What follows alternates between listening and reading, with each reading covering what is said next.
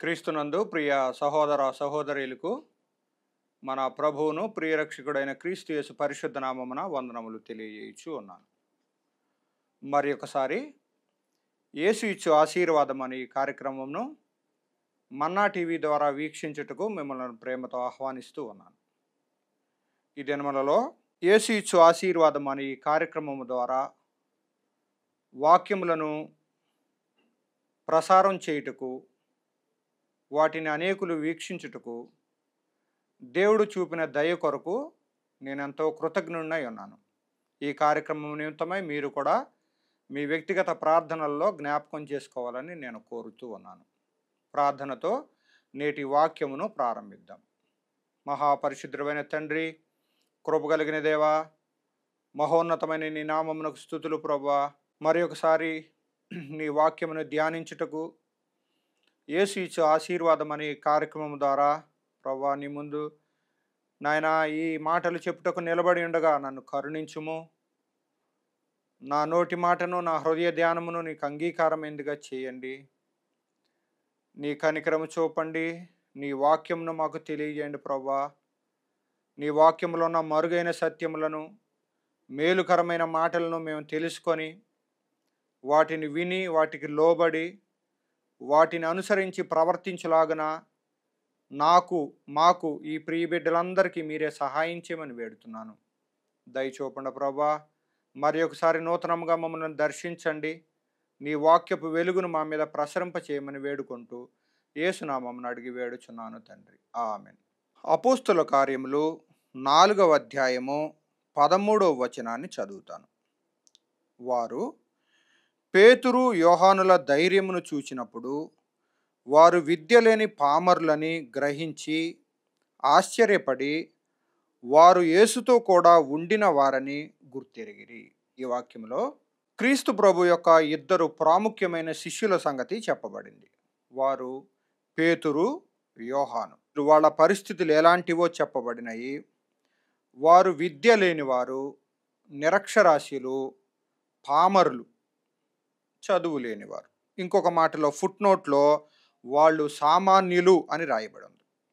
కానీ వాళ్ళలో ధైర్యం ఉన్నదంట.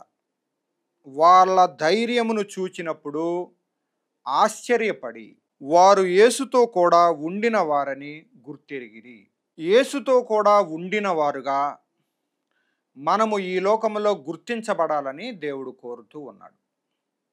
యేసుతో కూడా ఉండిన వారుగా మనం ఉండాలని, అంటే యేసు పక్షాన, యేసు ప్రభు తరపున, యేసు ప్రభు కొరకు మనం నిలబడిన వారుగా ఉండాలని దేవుడు ఎదురు చూస్తూ ఉన్నాడు.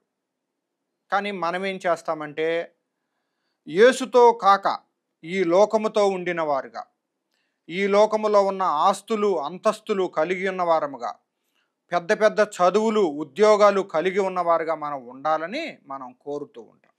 కానీ దేవుడు తన సొంత శరీరాకారముతో, లేకపోతే తన సొంత ఆకారములో మనుష్యునిగా మనల్ని సృజించి మనం ఆయన పోలిక చొప్పున ఆయన వలె ఉండాలని, ఆయనతో కూడా ఉండాలని మన విషయంలో దేవుడు కోరుతూ ఉన్నాడు.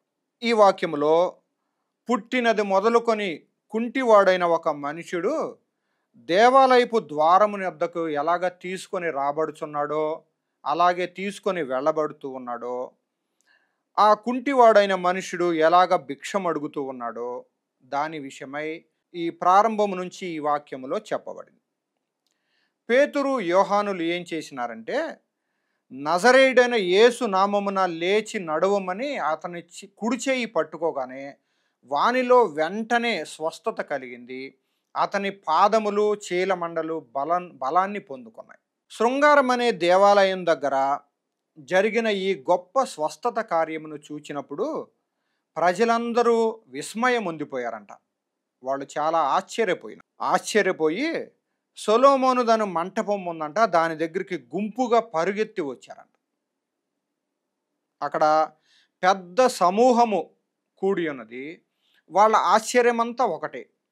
పుట్టినది మొదలుకొని కుంటివాడైన మనుషుడు, సామాన్యులైన ఈ ఇద్దరు శిష్యులు, యేసు ప్రభు యొక్క శిష్యులు పేతురు, యోహాను, వీళ్ళు ఎలాగ ఇతన్ని స్వస్థపరచగలిగారు, ఇతనిలో ఎలాగా ఆ ప్రభావం వెళ్ళింది, అతను ఎలాగా సామాన్యమైన వ్యక్తిలాగా మార్చబడినాడు అని వాళ్ళందరూ విస్మయం ఉండిపోయి చాలా ఆశ్చర్యపడిపోయి ఏం చేయాలో తెలియక వాళ్ళందరూ గుమికూడి ఉన్న సంగతిని ఇక్కడ చెప్తూ ఉన్నాడు. పేతురు ఏం చేసినాడంటే ప్రజలందరూ గుమికూడి ఉండగా ఆశ్చర్యచకితులై ఉండగా వారిని క్రీస్తు ప్రభు తట్టు చూచేలాగా చేసినాడు. క్రీస్తు ప్రభు వైపు వాళ్ళ గమనాన్ని మార్చినాడు పేతురు. ఈ వాక్యములో మీరు జీవాధిపతిని చంపినారు, దేవుడు ఆయన్ని మృతులలో నుండి లేపాడు, అందుకు మేము సాక్షులము అని చెప్తాడు. ఒక క్రైస్తవుడు తాను ఎరిగి ఉన్న వాటిని అనేకులకు తెలియజెప్పాలి, సాక్షిగా నిలబడాలి. నీవు నిజముగా క్రైస్తవుడు అయితే, దేవుని యొక్క ఆత్మ తాకుదల నీకుంటే, నీవు పామరుడువైన సామాన్యుడువైన చదువు లేనివాడువైనా నీలో గొప్ప ధైర్యం ఉంటుందంట. కాబట్టి నువ్వేం చేస్తావంటే ఆ ప్రభువు తను నీ పట్ల ఎలాంటి కార్యమును చేసినాడో, ఎలాంటి స్వస్థతను జరిపినాడో, లేకపోతే నీలో ఎలాంటి సంకట పరిస్థితులు క్లిష్టమైన పరిస్థితులు ఉన్నప్పుడు క్రీస్తు ప్రభు నీకు తోడుగా ఉన్నాడో, నిన్ను విమోచించినాడో, నిన్ను నడిపించినాడో అనేకులకు మనము సాక్ష్యము చెప్పవలసిన వారమై ఉన్నాం. ఇక్కడ ఎంతో గందరగోళం ఉంది. ప్రజలందరూ ఆశ్చర్యచకితులైపోయారు. ఇక్కడ ఏం జరిగింది? 40 ఏండ్ల నుండి ఇతడు కుంటివాడుగా ఉన్నాడు, స్వస్థత లేనివాడుగా ఉన్నాడు, భిక్షం అడుక్కుంటా ఉన్నాడు. ఇతనికి ఎలాంటి స్వస్థత, ఇలాంటి స్వస్థత ఎలాగూ జరిగింది, ఎలాగ సాధ్యమైంది అని పేతురు, యోహానును, అంతేకాదు స్వస్థత పొందిన ఈ వ్యక్తిని ఆశ్చర్యచకితులై ఈ ప్రజలందరూ చూస్తూ ఉన్నారు. ఆ సందర్భాన్ని ఉపయోగించి పేతురు బహు ధైర్యముతో మా సొంత శక్తి చేత కానీ భక్తి చేత కానీ ఈ కార్యమును చేసినట్లు మా వైపు చూడవద్దు, మేము నజరేయుడైన యేసు నామముననే ఈ కార్యమును చేసినాము. జీవాధిపతి అయిన క్రీస్తు ప్రభువును మీరు ఎరుగక పొరబడి చంపినారు, కానీ ఆయనను దేవుడు, తండ్రి అయిన దేవుడు మృతులలో నుండి లేపినాడు. ఆయన వలననే ఇది సాధ్యమైంది. ఆయననే మనము సేవించాలి, ఆయననే మనం కలిగి ఉండాలి, ఇదే సువార్త, ఆయనను నమ్ముటయే అని పేతురు అనేకుల ముందు తను ధైర్యముగా ప్రకటిస్తూ ఉన్నాడు.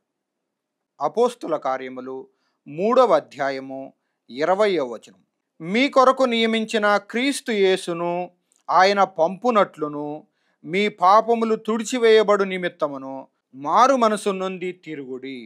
ప్రజలందరూ గుమ్ముకూడి ఆశ్చర్యచకితులవుతున్నప్పుడు పేతురు చెప్తున్నమాట, మీ కొరకు నియమించిన క్రీస్తు యేసును ఆయన పంపునట్లును మీ పాపములు తుడిచివేయబడు నిమిత్తమును మారు మనసు నుండి తిరుగుడి.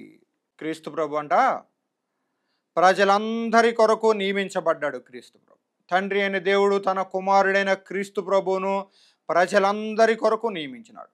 ప్రజలందరి కొరకు నియమించినాడు. యేసుక్రీస్తు అందరికీ ప్రభు. జాతి మత కుల భేదము లేదు, ప్రాంత భేదము లేదు, భాష భేదము లేదు, ఏ భేదము లేదు. అందరూ పాపము చేసి దేవుడు అనుగ్రహించే మహిమను పొందలేకపోతున్నారని దేవుని వాక్యము మనకు తెలియజేయచ్చు ఉన్నది. కాబట్టి ఏ భేదము లేదు.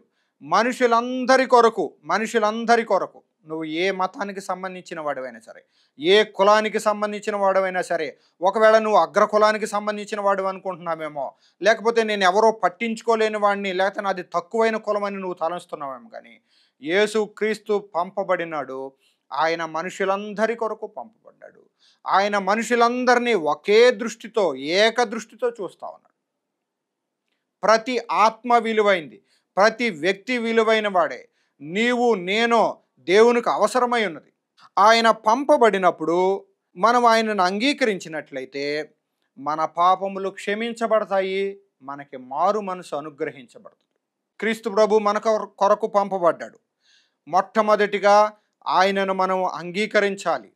నీ ప్రభు అని అంగీకరించాలి, నీ క్రీస్తు అని రక్షకుడని నువ్వు అంగీకరించాలి. అదే సమయంలో నీ పాపములను నీవు ఒప్పుకోవాలి.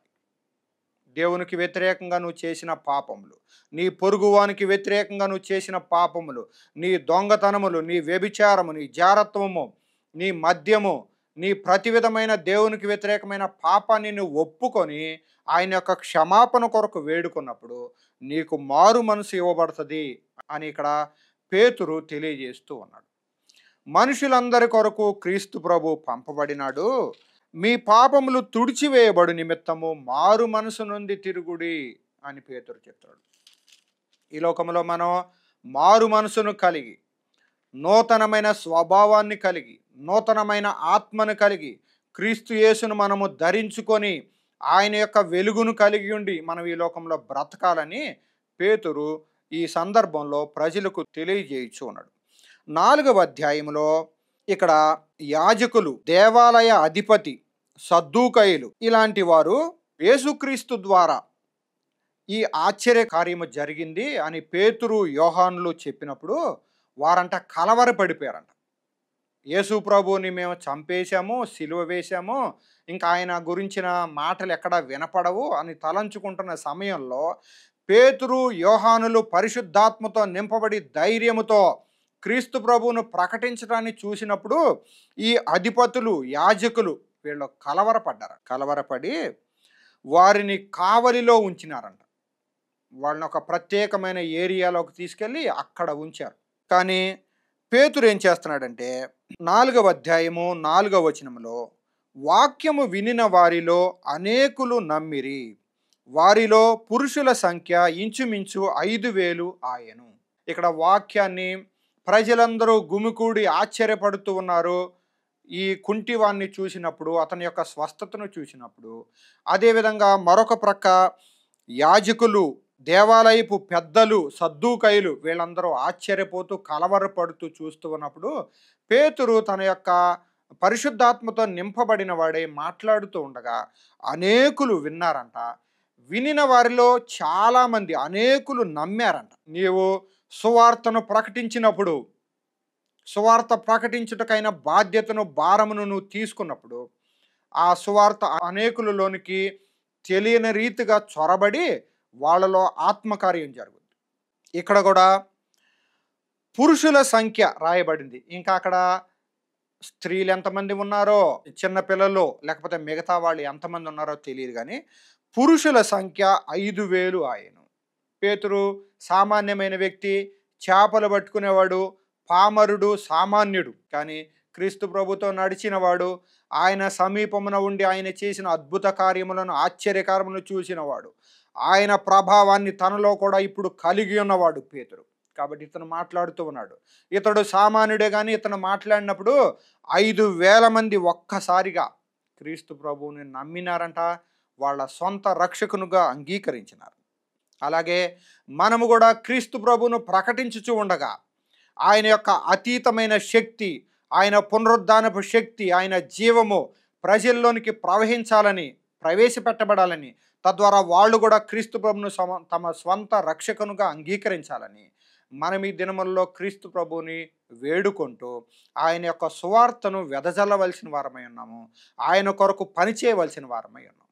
ఈ వాక్యములో వారు యేసుతో కూడా ఉండిన వారని గుర్తెరిగిరి. యేసుతో కూడా ఉండిన వారు కొన్ని ప్రత్యేకమైన లక్షణాలను కలిగి ఉంటారని నేను తెలియజేయచ్చు ఉన్నాను. ఒకటి, యేసుతో కూడా ఉండిన వారు దేవుని చేత గుర్తించబడినవారు. మొట్టమొదటిగా యేసుతో కూడా ఉండినవారు, నాతో కూడా ఉండినవారు అని దేవుడు చెప్పాలంటే దేవుని చేత మనము గుర్తింపు పొందాలి. దేవుడు నిన్ను గుర్తించుటకు నీ హృదయమును ఆయనతో సరిచేసుకోవాలి.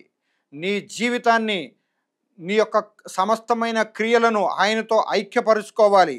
నీ పాపము నీలోనే ఉంచుకొని, నీ అవిధేయత నీ దగ్గరే దాచిపెట్టుకొని, నేను క్రీస్తుతో కూడా ఉంటాను, ఆయనతో ఐక్యతలోనికి వస్తాను, ఆయన కుమారునిగా ఉంటాను, వారు యేసుతో కూడా ఉండినవారు అన్నట్లుగా నేను కూడా మారతాను అని నువ్వు ఎంత మాత్రమో తలంచడానికి వీలు లేదు. నీవు నిజముగా యేసుతో ఉండిన వాడివిగా ఉండాలంటే మొట్టమొదటిగా ఈ లోకమును, నీలో ఉన్న పాపమును ఒప్పుకోవాలి, విడిచిపెట్టాలి. నీ హృదయము దేవుని ఎదుట సరి అయినది కానిదైతే, నీ హృదయము దేవునితో సమాధాన పడందైతే, ఆయన యొక్క క్షమాపణ కొరకు కోరనిదైతే నీకు ఆయన కార్యములో పాలు పంపులు ఉండవు. అప్పుడు యేసుతో కూడా ఉండిన వారిని దేవుడు గుర్తిస్తాడు, నీవు అలాగన గుర్తించబడవు. ఈయన నా ప్రియ కుమారుడు, ఈయన యందు నేను ఆనందిస్తాను అని యేసు ప్రభు విషయంలో పరిశుద్ధాత్ముడు ఎలాగైతే చెప్పినాడో, అలాగే ఒక వ్యక్తి పాపమును ఒప్పుకున్నప్పుడు, రక్షణ మార్గములో నిలబడినప్పుడు పరిశుద్ధాత్మ చేత నింపబడతాడు. ఆయన విషయంలో కూడా దేవుడు అదే మాట చెప్తాడు. ఈయన నా ప్రియ కుమారుడు, ఈయన యందు నేను ఆనందిస్తాను.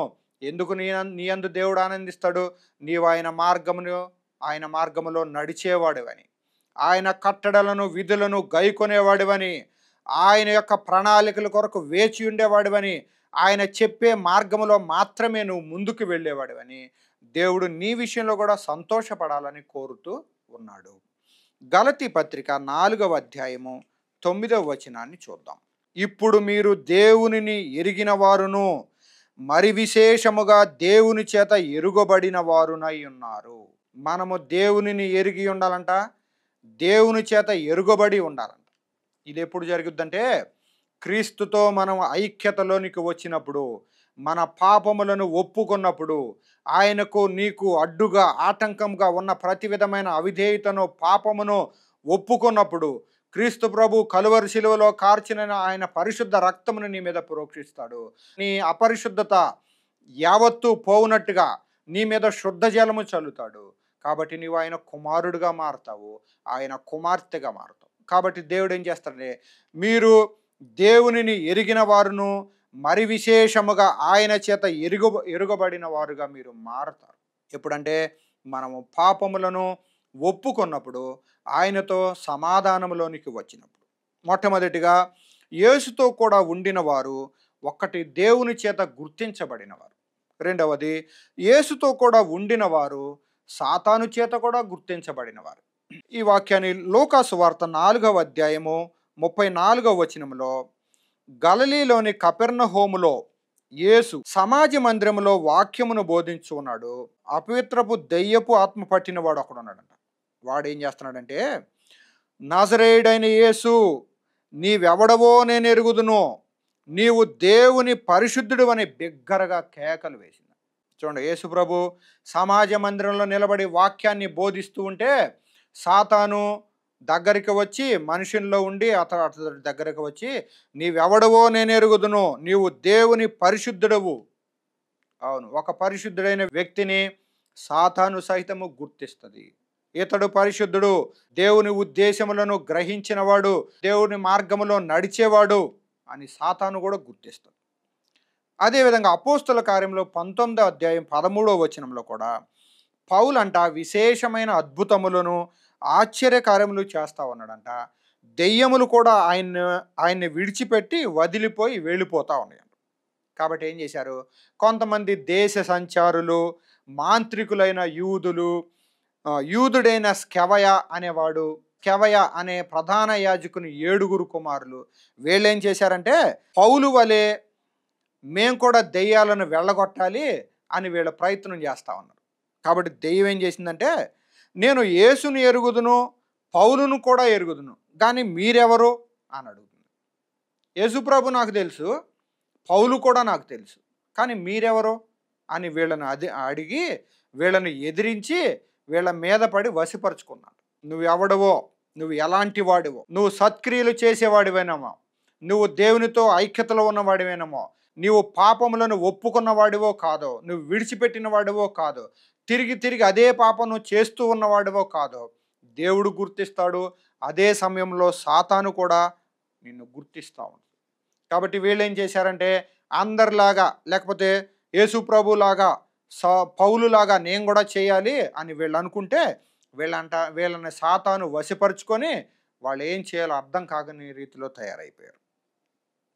మూడవదిగా యేసుతో కూడా ఉండిన వారిని ఈ లోకము కూడా గుర్తిస్తుంది. ప్రజలు ఏం చేస్తారంటే, మేము యేసు ప్రభువుని ఎరిగిన వారము, మేము చర్చికి వెళ్ళేవాళ్ళము, మేము భయభక్తులతో నడిచేవాళ్ళము అని మనం చెప్తా ఉంటే అనేక మంది ప్రజలు మనల్ని గమనిస్తూ ఉంటారు. ఇతను ఎలాంటి వాడో, ఇతను చర్చికి వెళ్తున్నానంటున్నాడు, ఇతడు దేవుని యందు భయభక్తులు కలిగి ఉంటానంటున్నాడు, ఇతడు నిజముగా అలాంటి లక్షణాలను కలిగి ఉన్నాడా, దేవుణ్ణి ఘనపరిచేవాడుగా ఉన్నాడా, యథార్థత ఇతనిలో ఉందా, పాపము లేనివాడుగా ఇతను ఉన్నాడా అని ఈ లోకము కూడా అతన్ని గమనిస్తూ ఉంటుంది. మరొక ప్రక్క యేసుతో కూడా ఉండిన వారు ఈ లోకమును జయించినవారు. వాళ్ళు ఏం చేస్తారంటే ఈ లోక మర్యాదను అనుసరించరు.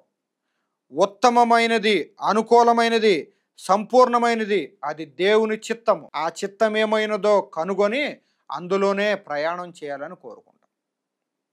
ఈ లోకములో లేకపోతే ఈ లోక ఐశ్వర్యములు, ఈ లోకపు ఆస్తులు, అంతస్తులు, ఈ లోకపు ఉద్యోగాలు, ఈ లోకపు సంపదలు వాళ్ళకేమీ లక్ష్యము ఉండవు. ఈ లోక మర్యాదను అనుసరింపక, ఈ లోకములో అందరూ ఏమైతే కోరుకుంటున్నారో వాటిని మేము కోరుకొనక, క్రీస్తు ప్రభువునే గురిగా కలిగి ఆయన సువార్తను ప్రకటించే వారముగా ఉంటాము. ఆయన రాజ్య వారసులుగా మనుషులను తయారు చేసేవారుగా మేము ఉంటామని క్రీస్తుతో కూడా ఉండినవారు, యేసుతో కూడా ఉండినవారు ఈ లోకమును జయించిన వారుగా ఉంటారు. అదే సమయంలో యేసుతో కూడా ఉండినవారు ఈ లోకములో పాపమును అసహించుకునేవారు, ద్వేషించేవారు. నువ్వు పాపమును అసహించుకునేవాడివేనా? ద్వేషించేవాడివేనా? పాపమును చేయను చేయను అని చెప్పి మళ్ళీ పాపం వైపే చూసేవాడివా? ఈ ఒకసారికేలని పాపమును లేకపోతే దేవునికి ఇష్టం లేని కార్యములు చేసేవాడివా? లేకపోతే దేవునితో ఐక్యతలోనికి వచ్చిన వాడివా? ఆయన యొక్క పునరుద్ధానపు శక్తిని కలిగిన వాడివేనా? పాపం మీద జయము కలిగిన వాడివేనా అని దేవుడు చూస్తూ ఉన్నాడు. యేసుతో ఉండిన వారు తమను తాము క్రీస్తుతో ఐక్యపరుచుకునేవారు, యేసుకు లోబడేవారు, క్రీస్తు ప్రభువుకు లోబడేవారు, ఆయననే గురిగా కలిగి ఉండేవారు. ఆయన యొక్క జవాబు కొరకు, సహాయము కొరకు, ప్రభువా ఈ విషయంలో నాకు సహాయం చేయండి ఆయనను వేడుకుంటూ వెదుకుతూ ఆయన ముందు కనిపెట్టుచు తమ దినములను గడిపేవారు యేసుతో కూడా ఉండినవారు. ఈ లోకములో ఉండుట కంటే యేసుతో ఉండుట గొప్ప ఆశీర్వాదకరమైన విషయం. మనము తాత్కాలికమైన విషయాలనే చూస్తాము, ఈ లోకములో ఉన్న సౌఖ్యములను, సంపదలనే మనం చూస్తాం. కానీ యేసుతో ఉండుట గొప్ప దీవెనకరమైన విషయం. ఒక క్రైస్తవుడు యేసుతో కూడా ఉంటే అతడు హృదయములో సిలువను కలిగి ఉంటాడు, క్రీస్తు యొక్క ప్రేమను కలిగి ఉంటాడు, ఆయన సత్య మార్గమును తెలుసుకొని ఉంటాడు, అందులో నడుచుటకు స్థిరమైన నిశ్చయతను, విశ్వాసమును కలిగి ఉంటాడు.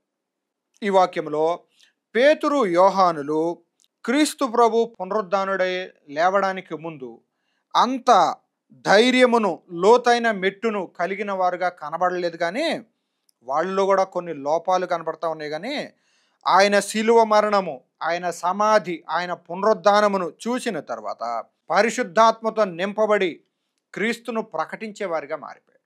మొదటిగా మనము ఆయన శిలువ మరణమును అర్థం చేసుకోవాలి. నా కొరకు కదా క్రీస్తు ప్రభు ఈ శిలువ మరణమును పొందినది, నా పాపములను ఆయన మీద వేసుకున్నాడు, నా రోగములను ఆయన భరించినాడు, నాకు సమాధానాన్ని ఇవ్వాలని, స్వస్థతనివ్వాలని, ఆరోగ్యాన్ని కలుగజేయాలని క్రీస్తు ప్రభు నా కొరకు కలువరి శిలువలో తన ప్రాణమును పెట్టినాడు అని మొట్టమొదటిగా మనం గ్రహించుకోవాల్సిన వారమైన. ఆయనతో పాటు నీ నిర్జీవ క్రియలను, పాపపు తలంపులను, ఈ లోకపు విచారములను ఆయనతో పాటు నువ్వు సమాధి చేయవలసిన వాడవైన. అప్పుడు నీవు పునరుద్ధానపు శక్తితో, పరిశుద్ధాత్మతో నింపబడతావు. క్రీస్తు ప్రభు సిలువలో మరణించి సమాధి చేయబడి ఎలాగ పునరుద్ధానుడై తిరిగి లేచినాడో అలాగే మనము కూడా మొట్టమొదటిగా ఈ లోకము కొరకు మరణించాలి. మన పాపపు తలంపులను, వక్రమైన తలంపులను ఆయనతో పాటు సమాధి చేయాలి. అప్పుడు మనము క్రీస్తు ప్రభు వలె పునరుద్ధానములోనికి, ఆయన శక్తిలోనికి, ఆయన నూతన జీవములోనికి మనం కూడా నడిపించబడే వారమై ఉండగలం.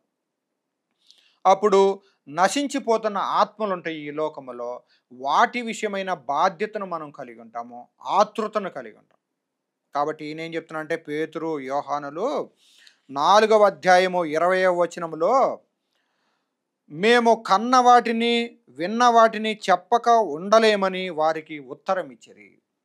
వీళ్ళు అడుగుతున్నారు, మీరు ఇంకా యేసు ప్రభు గురించి ఎంత మాత్రం మాట్లాడకూడదో, బోధించకూడదో అని వీళ్ళకి వార్నింగ్ ఇచ్చినట్లుగా చేస్తూ ఉన్నారు ఈ అధికారులు. ఈ ప్రసిద్ధమైన కార్యం జరిగింది, ఇది ఎవరు కాదనలేని విషయము. అయినా సరే మీరు యేసు ప్రభు అని ఆయన గురించి మాట్లాడడం కానీ, ప్రకటించడం కానీ, బోధించడం కానీ ఎంత మాత్రం చెయ్యొద్దని వీళ్ళకు కఠినమైన ఆజ్ఞనిచ్చారు. కానీ పేతురు, యోహాన్లు ఏమంటున్నారంటే మీ మాట వినుట కంటే మేము దేవుని మాట వినుట శ్రేష్టము. అదేమంటే మేము కన్న వాటిని, విన్న వాటిని చెప్పక ఉండలేము అని చెప్పినారు.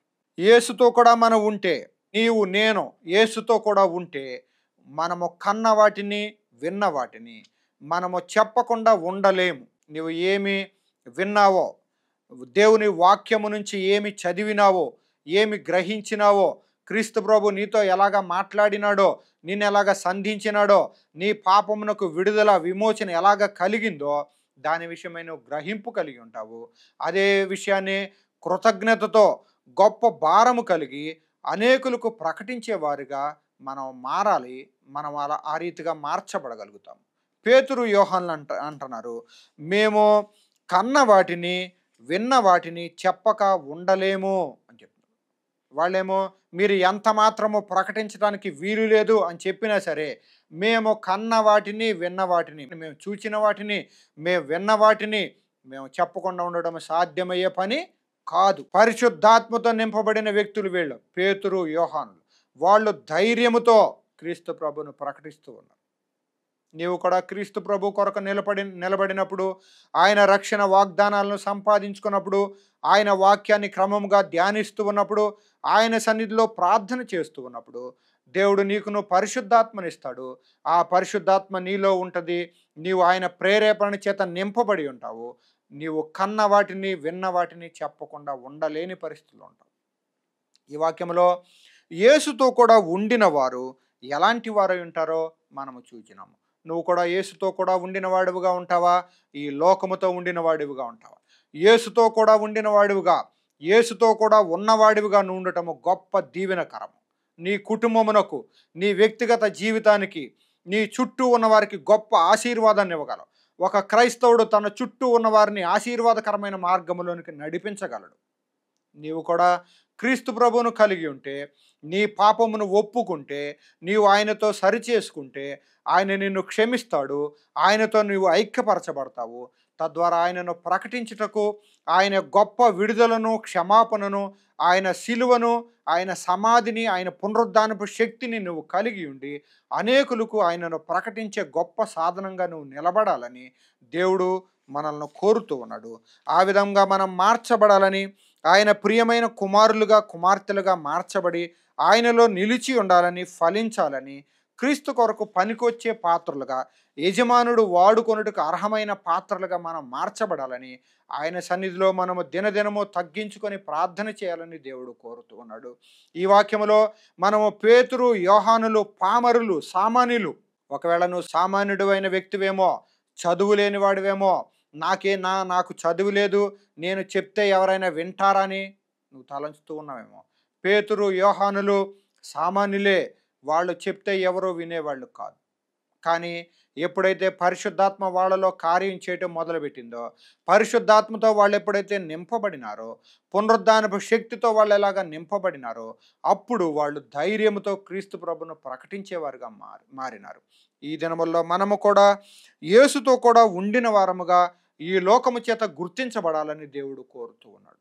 లోకములో అనేక మంది, అనేక రకాలైన క్రైస్తవులు ఉన్నప్పుడు మనము యేసుతో కూడా ఉండిన వారని ఈ లోకము గుర్తించే వ్యక్తిగా నీవు నేను మార్చబడాలి. ఈ యవనస్తుడు ఫలానా వ్యక్తి యేసు ప్రభుతో కూడా ఉండినవాడు, ఆయన మార్గములను అనుసరించి నడిచేవాడు, కాబట్టి ఈయన ఈ వక్ర మార్గంలోనికి వెళ్ళడు, ఈ వంకర త్రోవల్లోనికి వెళ్ళడు, ఈ లంచాన్ని ఇతను తీసుకోడు, ఈ అబద్ధపు ప్రమాణానికి ఇతను రాడు, ఇతను ఈ పాపము జోలికి రాడు, ఇతను క్రీస్తుతో ఐక్యతలో ఉన్న వ్యక్తి అని మన విషయంలో కూడా దేవుడు మనల్ని కూడా అలాంటి ముద్ర కలిగి ఉండాలని, ఆయన ఆత్మచేత నింపబడి ఉండాలని, పరిశుద్ధాత్మ చేత ప్రేరేపించబడిన వారుగా, దేవునిని ధైర్యముగా ప్రకటించే వారముగా, ప్రకటించడమే కాదు ఆయనను అనుసరించి నడిచే వారంగా మనం ఉండాలని దేవుడు కోరుతూ ఉన్నాడు. దేవుడిచ్చిన వాక్యము కేవలము ప్రకటించుట కొరకే కాదు, అది మొట్టమొదటిగా జీవించి చూపించుట కొరకు. దేవుని వాక్యాన్ని మొట్టమొదటిగా మనలో చూపించాలి. మనము నడిచి ఆ త్రోవలో ఇదే సరి అయిన త్రోవ అని మనం మన వెనుక వచ్చే వారికి, మన చుట్టూ ఉన్న వారికి మనం చూపించగలగాలి. అది ఎప్పుడు జరిగిద్దంటే మనం మన హృదయమంతటితో పాపమును ఒప్పుకున్నప్పుడు, ఆయనతో సమాధానములోనికి వచ్చినప్పుడు, ఎవరికైనా వ్యతిరేకంగా చేసిన పాపములను ఒప్పుకున్నప్పుడు, క్షమాపణ కోరుకున్నప్పుడు, నీవు ఎవరి దగ్గరైనా అన్యాయముగా తీసుకుంటే వాటిని తిరిగి ఇచ్చివేసినప్పుడు, నీవు అనేకమైన చోట్లకి ప్రయాణాల్లో టికెట్ లేని ప్రయాణాలు చేస్తే వాటిని తిరిగి ఇచ్చివేసినప్పుడు, క్షమాపణ కోరుకున్నప్పుడు, దేవుడు నిన్ను సంపూర్ణముగా క్షమిస్తాడు. తన ప్రియమైన కుమారునిగా నిన్ను చేస్తాడు. అప్పుడు నువ్వు యేసుతో కూడా ఉండిన వాడివిగా మార్చబడగలుగుతావు. అప్పుడు నీ ప్రవర్తన వ్యత్యాసమైనదిగా, ఈ లోకము గుర్తించేదిగా, ఆయన యొద్దకు మనుషులను ఆకర్షించేదిగా మార్చబడుద్ది. కాబట్టి అలాంటి ప్రవర్తన మనం కలిగి జీవించాలని యేసు ప్రభు ఈ వాక్యము ద్వారా ఈ ఈ ఈ మాటలను మనకు తెలియజేయుచు ఉన్న విషయాన్ని నేను మీకు తెలియజేయుచు ఉన్నాను. ప్రార్థన చేద్దాం. మహాపరిశుద్ధమైన తండ్రి, కృప కలిగిన దేవా, నీ కొందనములు, నీ వాక్యము కొరకు స్థుతులు ప్రభా. పేతురు, యోహానులు పరిశుద్ధాత్మతో నింపబడి ఎలాగ ధైర్యముగా నిన్ను ప్రకటించినారో, అక్కడున్న అధికారులు, యాజకులు, సద్దూకయులు ప్రభువా నిన్ను ప్రకటించకూడదని, బోధించకూడదని వారు ఆజ్ఞాపించిన, మేము కన్న వాటిని, విన్న వాటిని ప్రకటించక ఉండలేమని చెప్పినారు ప్రభువా. ఆ విధముగా వారు యేసుతో కూడా ఉండిన వారని గుర్తెరిగేలాగా ప్రభువా వారి ప్రవర్తన ఉండింది ప్రభువా. ఈ దినముల్లో మేము కూడా యేసుతో కూడా ఉండిన వారంగా గుర్తించబడగలిగినట్లుగా మీరే మాకు సహాయం చేయండి ప్రభువా. మేము ఈ లోకములో నిలిచి ఉండగా అనేకులు మా ప్రవర్తనను చూసినప్పుడు మేము క్రీస్తుతో కూడా ఉన్నవారముగా గుర్తించబడగలుగునాగున ఆయననే ప్రకటించే వారముగా, పరిశుద్ధమైన తలంపులు కలిగిన వారముగా, పాపం మీద జయము కలిగిన వారముగా, క్రీస్తు ప్రభునే గురిగా కలిగి ఈ లోకములో బ్రతికే వరంగా మేము ఉండటానికి సహాయం చేయండి. తద్వారా మా కుటుంబాలను, మా వ్యక్తిగత జీవితాలను పరిశుద్ధతలో, నీ యొక్క ప్రేమలో, అన్యోన్యమైన నీ సహవాసములో మేము కొనసాగునట్లుగా మీ కృప దయచేయండి. అపాత్రులను క్షమించుము. యేసు ఇచ్చే ఆశీర్వాదాన్ని మీరు జ్ఞాపకం చేసుకోండి, నీ ముద్ర వేయండి. పరిశుద్ధమైన వాక్యముగా ఇది అనేకులకు చేరగలిగినట్లుగా మీరే సహాయం చేసి కృప చూపండి. నీ వాక్యమును బోధించడానికి నేను తగిన వాడిని కాదని ఎరుగుతున్న ప్రభువా, నన్ను క్షమించు. నీ దయగలిగిన ఆత్మను నా మీద ఇంకను ఉంచి సహాయం చేయమని, అపాత్రులను క్షమించమని యేసునామమున అడిగి వేడుచున్నాను తండ్రి. ఆమేన్.